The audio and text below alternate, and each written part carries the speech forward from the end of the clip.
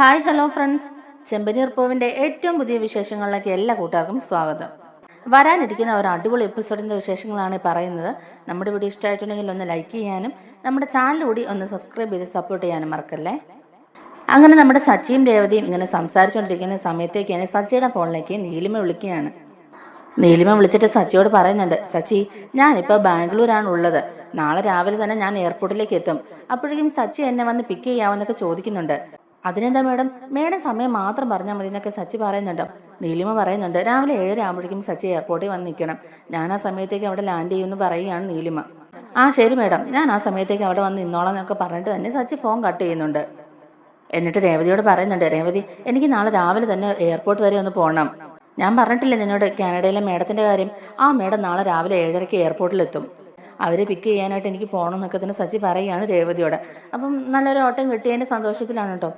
ഇനിയിപ്പോൾ കുറച്ച് ദിവസത്തേക്ക് നല്ല ഓട്ടം കിട്ടും. കാരണം മേഡം എപ്പോഴൊക്കെ വന്നിട്ടുണ്ടോ അപ്പോഴൊക്കെ മേഡം എന്നെ മാത്രമേ വിളിച്ചിട്ടുള്ളൂ. എങ്ങോട്ടേക്ക് പോകണമെങ്കിലും മേഡം എന്നെ കൂട്ടിക്കൊണ്ടല്ലേ പോകാറുള്ളത്. അതുകൊണ്ട് ഇനി മേഡം പോകുന്നവരെ ഓട്ടത്തിനൊന്നും കുറവുണ്ടാവില്ല എന്നൊക്കെ തന്നെയുള്ള സന്തോഷമാണ് സച്ചിക്കും രേവതിക്കും. പിന്നെ നമ്മുടെ ശ്രീകാന്തും വർഷയും കൂടെ സംസാരിച്ചുകൊണ്ടിരിക്കുകയാണ്.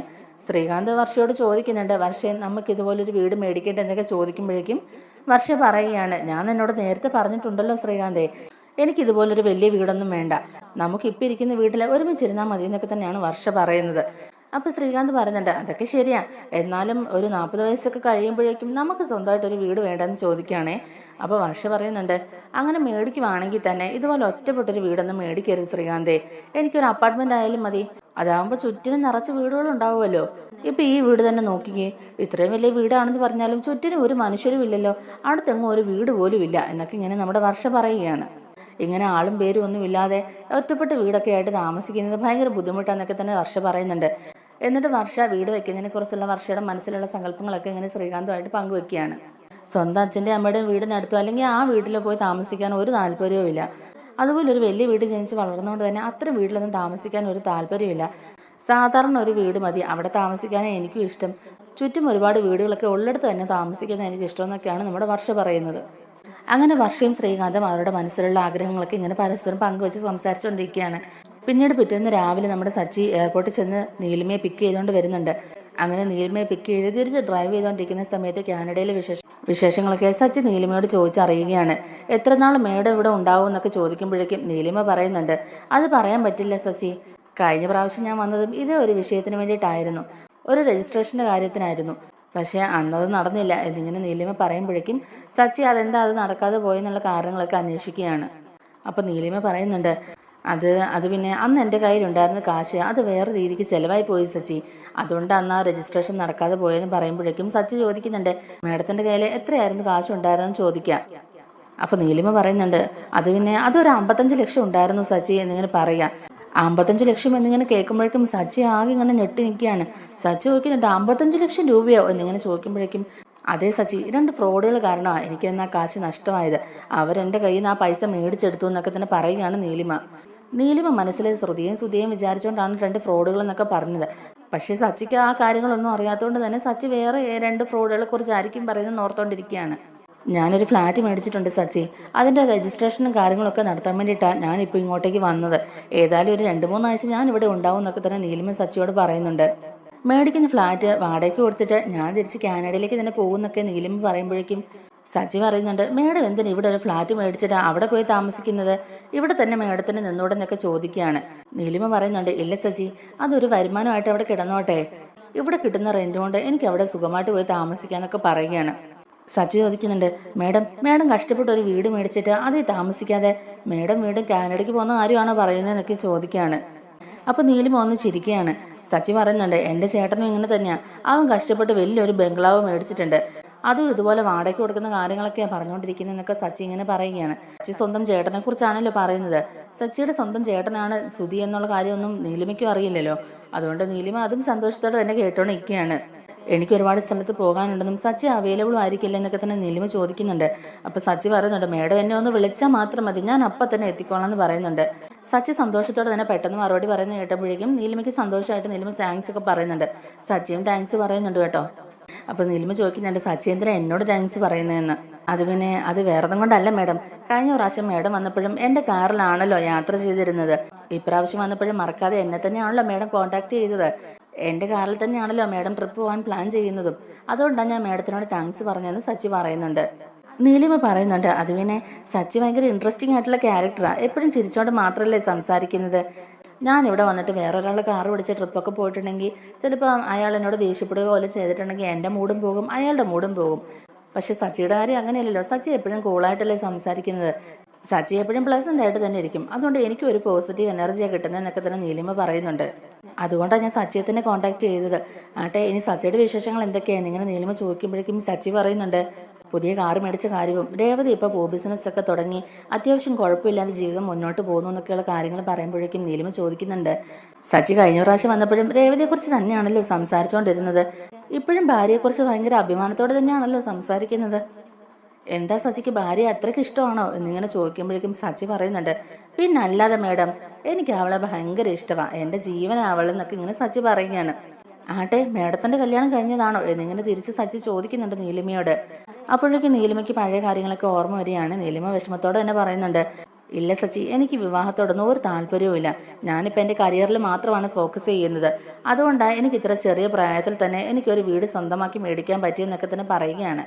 അപ്പോൾ സച്ചി പറയുന്നുണ്ട് മേഡം വിഷമിക്കണ്ടെന്നേ, മേഡത്തിൻ്റെ കയ്യിൽ നിന്ന് കാശ് കെട്ടി ആരാന്ന് മേഡം ഒന്ന് പറഞ്ഞാൽ മതി. നമുക്കിവിടെ ആൾക്കാരൊക്കെ ഉണ്ട്, നമുക്ക് അവരെ കാണേണ്ട രീതിക്കൊന്ന് കണ്ട് പൈസയൊക്കെ തിരിച്ച് മേടിക്കാവുന്നതേ ഉള്ളൂ എന്നൊക്കെ തന്നെ സച്ചി പറയുക.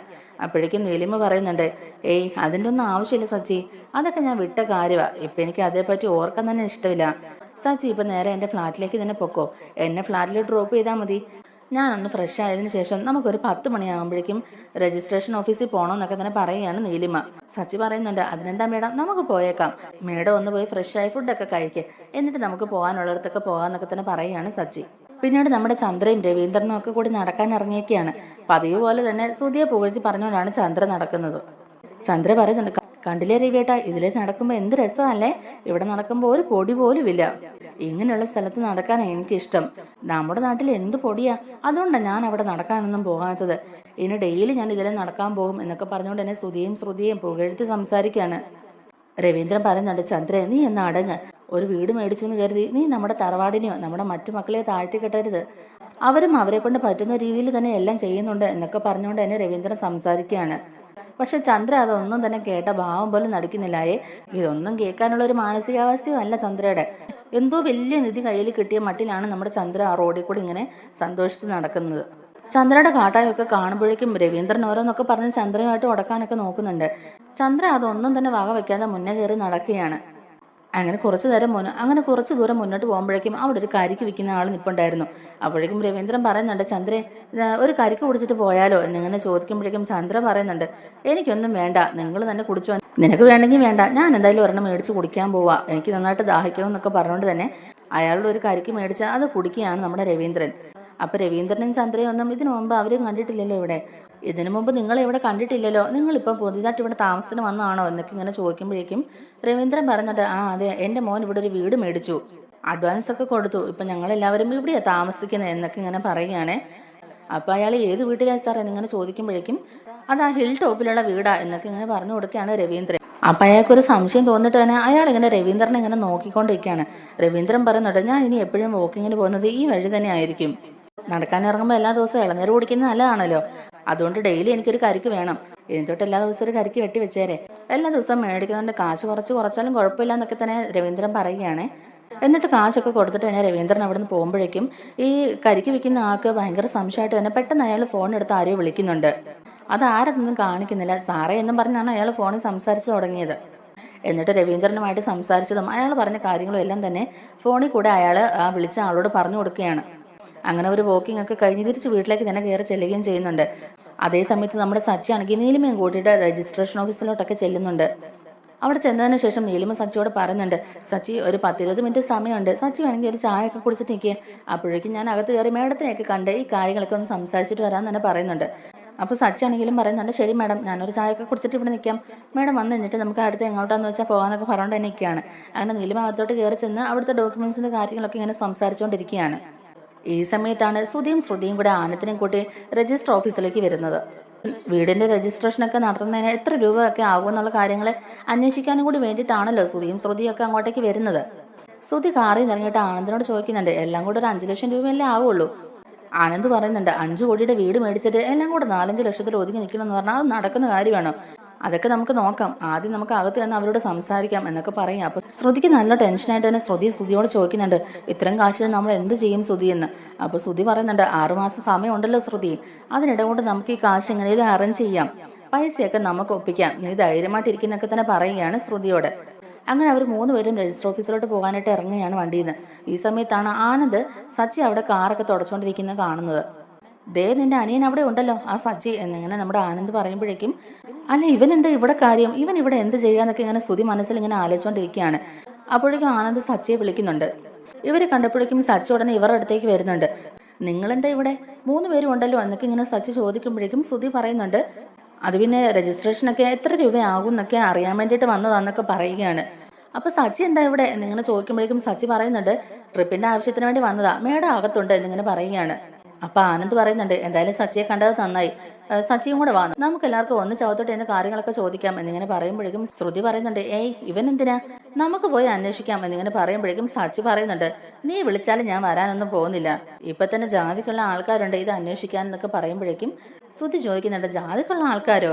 പിന്നെ ഒരാൾ പോയി അന്വേഷിക്കേണ്ട കാര്യങ്ങളാ 3 പേരായിട്ട് പോയി അന്വേഷിക്കുന്നത്, അപ്പൊ പിന്നെ അത് ജാതിക്കുള്ള ആൾക്കാരായില്ലേ, ഞാനങ്ങും വരുന്നില്ല എന്നൊക്കെ പറഞ്ഞുകൊണ്ട് തന്നെ സച്ചി ഒഴിഞ്ഞു മാറി നിൽക്കുകയാണ്. ഇവൻ ഇങ്ങനെ എന്തെങ്കിലുമൊക്കെ പറഞ്ഞുകൊണ്ടിരിക്കുമ്പോ ശ്രുതി നമുക്ക് പോകാം, വീട് വിൽക്കാൻ പറഞ്ഞപ്പം അതിനെ സമ്മതിക്കാതിരുന്നവനാ ഇവൻ, നീ നോക്കിക്കോടാ, 3 മാസത്തിനുള്ളിൽ ഇതേ രജിസ്റ്റർ ഓഫീസിൽ വന്ന് ഞാൻ ആ വീടിന്റെ രജിസ്ട്രേഷൻ നടത്തും, നീ അത് മറക്കാതെ മനസ്സിൽ സൂക്ഷിച്ചു വെച്ചു എന്നൊക്കെ തന്നെ പറയുകയാണ് ശ്രുതി. ഉടനെ സച്ചി ഇവരെ കളയാക്കിക്കൊണ്ട് തന്നെ പറയുന്നുണ്ട്, ഞാൻ ചിലപ്പോൾ അത് മറന്നുപോകും, അതുകൊണ്ട് നീ എന്റെ ഫോണിലേക്ക് ഒരു മെസ്സേജ് അയച്ചിട്ടേരെന്ന് പറയുകയാണ്. ഇവിടെ വന്ന് എന്തിനാണോ ആദ്യം ആ കാര്യം നോക്കടാ എന്നും പറഞ്ഞുകൊണ്ട് തന്നെ സച്ചി ഇവരോട് ദേഷ്യപ്പെട്ട് അങ്ങോട്ട് പോവുകയും ചെയ്യുന്നുണ്ട്. നീ വാ ശ്രുതി എന്നും പറഞ്ഞുകൊണ്ട് തന്നെ ശ്രുതിയും കൂട്ടിക്കൊണ്ട് ശ്രുതി ഓഫീസിനകത്തോട്ട് കയറി ചെല്ലുകയും ചെയ്യുകയാണ്. ഇവർ 3 പേരും കൂടെ അകത്തേക്ക് ചെന്ന് എത്ര രൂപയാകും രജിസ്ട്രേഷൻ എന്നുള്ള കാര്യങ്ങളെല്ലാം ചോദിച്ച്, ഏതൊക്കെ ഡോക്യുമെന്റ്സ് വേണം എന്നൊക്കെയുള്ള കാര്യങ്ങളൊക്കെ ചോദിച്ച് അവിടെ ഇരിക്കുന്ന ആ മേഡത്തിനോട് സംസാരിച്ചുകൊണ്ടിരിക്കുകയാണ്. ഇതേ സമയത്ത് തന്നെ നീലിമ രജിസ്ട്രാറെ കണ്ടിട്ട് പുറത്തേക്ക് ഇറങ്ങുകയും ചെയ്യുന്നുണ്ട്. നീലിമ ഇറങ്ങി വരുമ്പോഴേക്കും ശ്രുതിയും കാണുകയാണ്. ഇവരാണെങ്കിൽ നീലിമയെ കണ്ടിട്ടുമില്ല. നീലിമയ്ക്ക് ഇവരെ കണ്ടപാടെ അങ്ങ് ദേഷ്യം സഹിക്കാൻ വയ്യാതെ ഭ്രാന്ത് പിടിക്കുന്ന അവസ്ഥയിൽ നിൽക്കുകയാണ്. അന്ന് ശ്രുതിയും നീലിമയോട് പറഞ്ഞ കാര്യങ്ങളും പഴയ സംഭവിച്ച കാര്യങ്ങളും എല്ലാം തന്നെ നീലിമ ഇങ്ങനെ ഓർത്ത് ആകെ ഇങ്ങനെ ദേഷ്യപ്പെട്ട് നിൽക്കുകയാണ്. അങ്ങനെ നീലിമ ഇവരെ കാണുമ്പോഴേക്കും തന്നെ നീലിമയുടെ മൈൻഡ് മാറിയിട്ട് ആകെ കലി തുള്ളി നീലിമ ആ ഓഫീസിന് പുറത്തേക്ക് ഇറങ്ങിയാണ്. പുറത്തോട്ട് ഇറങ്ങി സച്ചിയെ വിളിച്ച് നീലിമ കാറിൽ കയറി പോവുകയും ചെയ്യുന്നുണ്ട്. സച്ചി ആ സമയത്ത് ചോദിക്കുന്നുണ്ട്, മേഡം എന്താ ഈ കാര്യങ്ങളെന്നൊക്കെ. അപ്പോഴൊന്നും നീലിമ ഒന്നും മിണ്ടുന്നില്ല കേട്ടോ. നീലിമ ആകെ ദേഷ്യത്തിലാണെന്ന് സച്ചിക്ക് മനസ്സിലാവുന്നുണ്ട്. അതുകൊണ്ട് തന്നെ നീലിമയോട് കൂടുതൽ കാര്യങ്ങൾ ചോദിച്ച് നീലിമയെ വിഷമിപ്പിക്കേണ്ടെന്ന് ഓർത്തിട്ട് സച്ചിയെ ഒന്നും ചോദിക്കുന്നില്ല. മേഡം അടുത്തത് എങ്ങോട്ടേക്കാണ് പോകേണ്ടത് എന്നിങ്ങനെ സച്ചി ചോദിക്കുമ്പോഴേക്കും നീലിമ എന്നെ ഫ്ലാറ്റിൽ വിട്ടാൽ മതി എന്ന് പറയുക കേട്ടോ. അങ്ങനെ സച്ചി നീലിമയെ കൊണ്ടുപോയി ഫ്ലാറ്റിലാക്കിയതിന് ശേഷം നീലിമ പറയുന്നുണ്ട്, സച്ചി ഞാൻ വിളിക്കാം, അപ്പോൾ എന്തായാലും വരണം എന്ന് പറയുകയാണെ, മേഡം വിളിച്ചാൽ മതി, ഞാൻ അപ്പോഴേക്കും വന്നോളാം എന്നൊക്കെ പറഞ്ഞിട്ട് തന്നെ സച്ചി അവിടെ നിന്ന് പോകുന്നുണ്ട്. അങ്ങനെ തൻ്റെ കയ്യിൽ നിന്ന് 55 ലക്ഷം രൂപ തട്ടിയെടുത്തുകൊണ്ട് പോയ ശ്രുതിയും കണ്ട ഒരു കലിപ്പിലാണ് നമ്മുടെ നീലിമ. എന്തായാലും അധികം വൈകാതെ തന്നെ ശ്രുതിയുടെയും കള്ളത്തരങ്ങളെല്ലാം പൊളിച്ചെടുക്കാൻ പോവുകയാണ് നീലിമയും സച്ചിയും കൂടെ. അപ്പോൾ നമ്മുടെ വീഡിയോ ഇഷ്ടപ്പെട്ടാൽ ലൈക്ക് ചെയ്തും സബ്സ്ക്രൈബ് ചെയ്തും സപ്പോർട്ട് ചെയ്യണേ. താങ്ക്